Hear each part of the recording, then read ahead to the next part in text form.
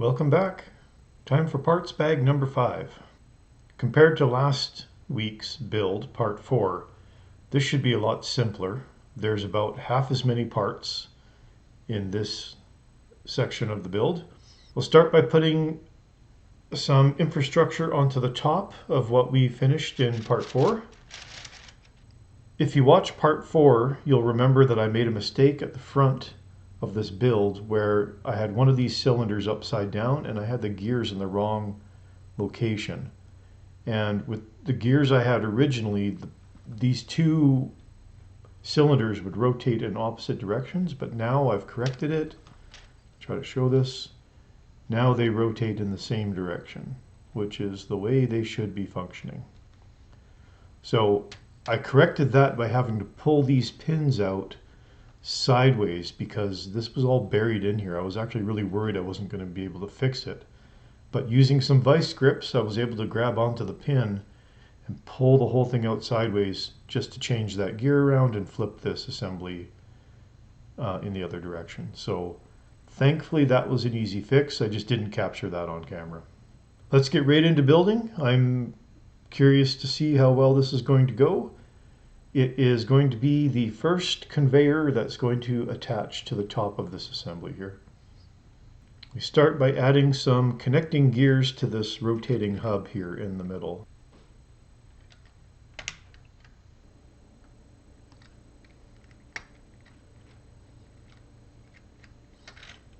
Another gear there.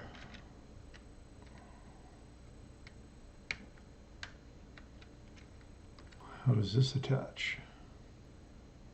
I think it goes like this. So this end is left open right now with all these pins here. So what we got up top here, if I rotate, I'll turn this around.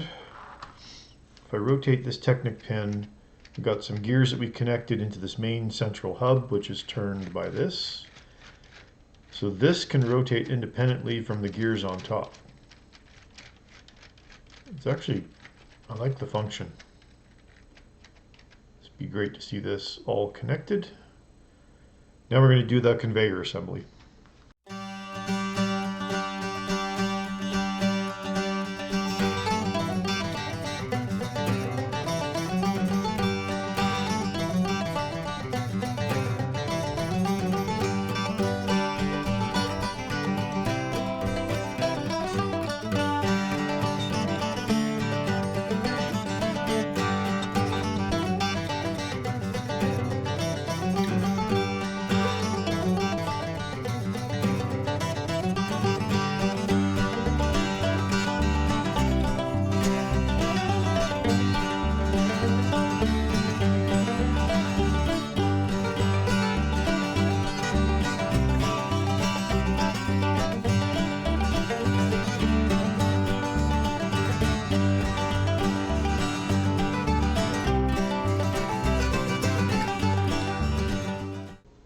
Alright, we've got our two identical side assemblies. We have to attach them to our base with all the gears.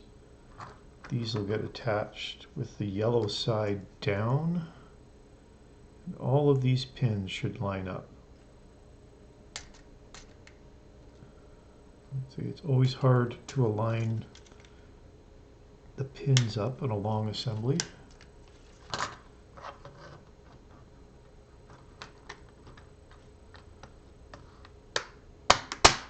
Oh, cool.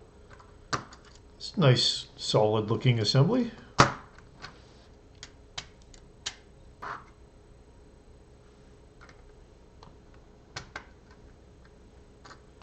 attaches into the side of that. We have to do the other attachment on this side.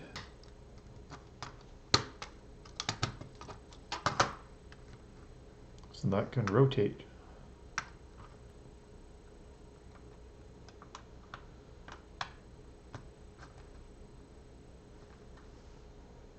Oh no.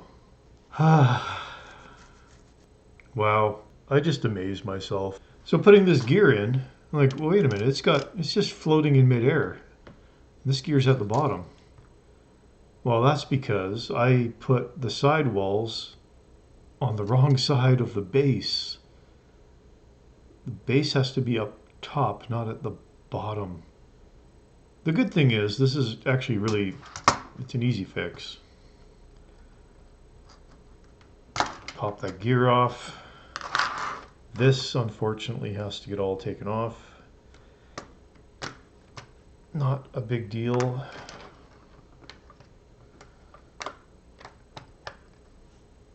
I'll leave that attached. So what I need to do, so the only mistake I made was everything else is right, but instead of installing it at the bottom pin, I should have installed it at the top. So pop that off. Of course the gear came along with it. I'm going to undo that. So it should be there. So this should all be flush at the top.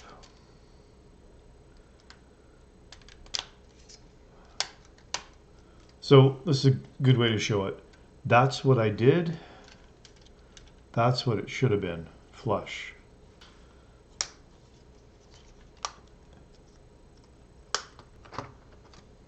All right, that's back in place.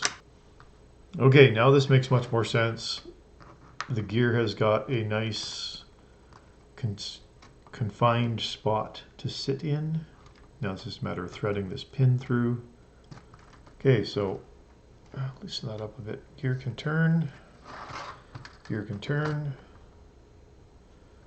That goes up. Now what goes in here are all of these treads, similar to what we have at the base of the structure, just a different color.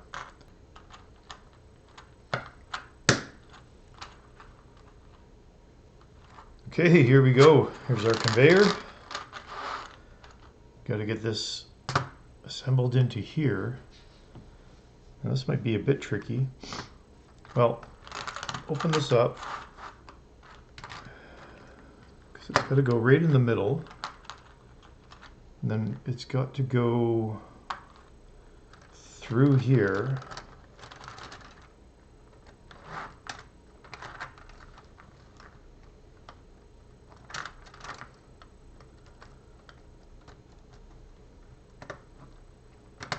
That wasn't too bad.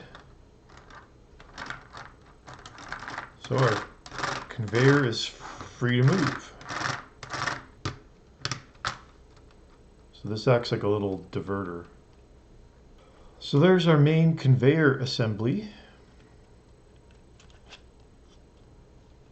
Oh, so this is the bottom. Which makes sense. Oh yeah, that makes sense, because you need to have a constrained area for your aggregate to flow through. Now this has to connect back into our main assembly.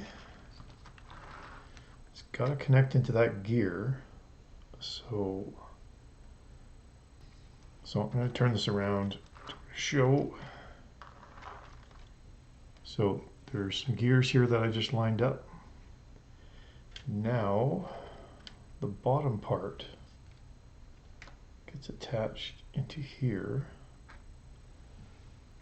So that is attached now.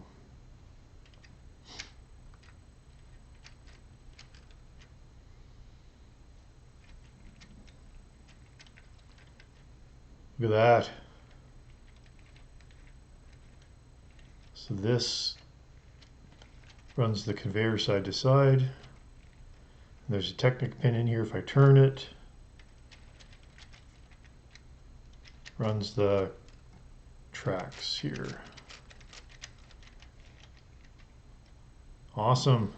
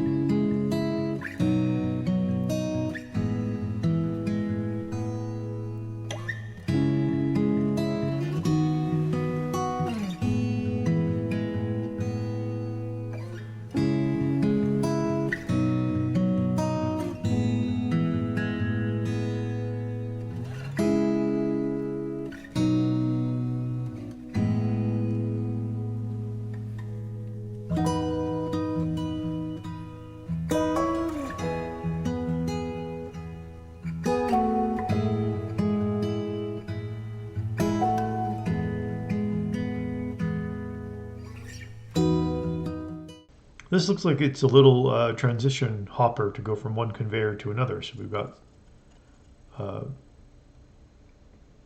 like a little bucket space here where things can drop into, and then a hole in the bottom where it can fall back out of again. This attaches. Be careful. How does this attach? I think it goes from this pin here all the way over to this one. So I'll snap this one in here first. And I think it goes there. So this right now just kind of floats over top of this other conveyor here.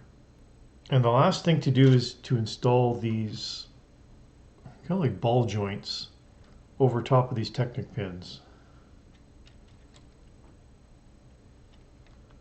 Do they just sit there for now? Yep, they don't really, they just slide on kind of loosely. Now, I think the reason for these is they're going to, of course, attach to something else eventually, but it also makes the Technic pins easier to grab. Well, that's the end of parts bag number 5. Got this nice conveyor. By turning this gear at the back, the conveyor can now move pretty much 180 degrees of motion.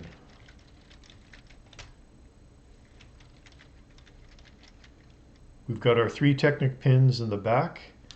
I'll turn this around to show. If I rotate the far left one, we get the conveyor to have some motion here. It can go both ways. The middle one turns the whole upper assembly side to side. And then again, our last one will move the entire assembly. So really great functionality so far. If I turn this, I can turn this and the conveyor can move independently of each other, which is really great. Here's our hopper going onto our conveyor.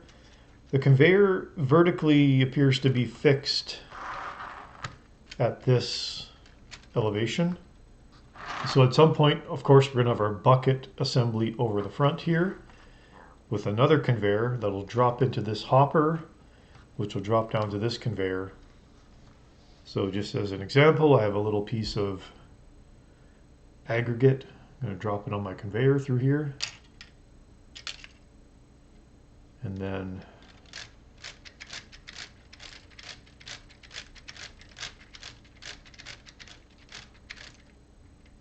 awesome. Well, a much simpler build this week. Thankfully, I did manage to make at least one mistake, but easily correctable.